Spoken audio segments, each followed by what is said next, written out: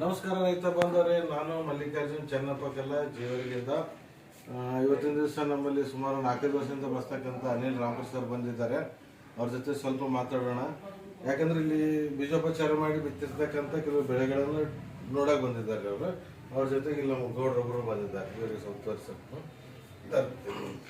Sir. ನಮಸ್ಕಾರ. ನಮಸ್ಕಾರ sir, ತಮ್ಮ ಹೆಸರು ರೀ? ಅನಿಲ್ ರಾಂಪುರ್ ಅಂತ ರೀ.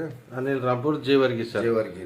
ತಾವು ಗ್ರೀನ್ ಪ್ಯಾಂಟ್ ಕಂಪನಿ ಇದು ಉತ್ಪನ್ನಗಳನ್ನ ಎಷ್ಟು ವರ್ಷಗಳಿಂದ ಬಳಸ್ಲತ್ತೀರಿ ಸರ್? ನಾವು 4 ವರ್ಷದಿಂದ ಬಳಸ್ಲತ್ತೀವ್ರಿ. ಯಾವ್ಯಾವ ಬಳಸಿರಿ ಸರ್?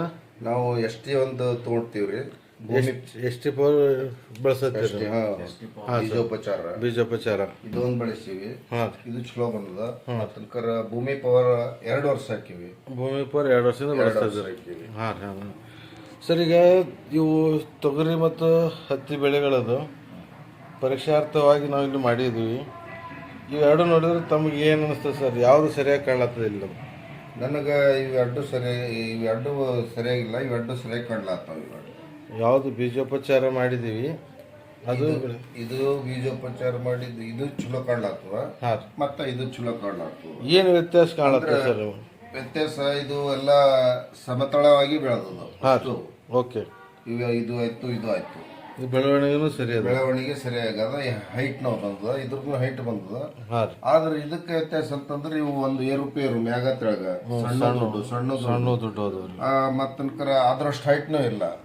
ಮತ್ತೆ ಇದನ್ನು ಅಷ್ಟೇ ಹೈಟ್ ಕಡಿಮೆ. ಮತ್ತೆ ಎಲಿಗಳು ನೋಡ್ರಿ, ಇದು ಸಣ್ಣ ಇನ್ನ ಅಡಾಲಿಲ್ಲ. ಇವು ದೊಡ್ಡ. ಹೌದೌದು ಸರ್. ತಾವು ನೋಡಕತ್ತೀರಿ, ತಮಗೆ ಅನಿಸ್ತದೆ ಸರ್? ಇಲ್ರಿ, ಇದು ಡಿಫ್ರೆನ್ಸ್ ಅದ ರೀ.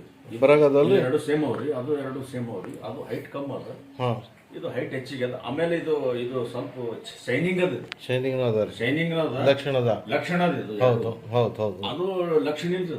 Okay sir. ನೋಡ್ರಿ, ಒಂದು ಹೈಟ್ ಒಂದು ಹೆಚ್ಚು ಕಡಿಮೆ ಹೌದು ಸರ್.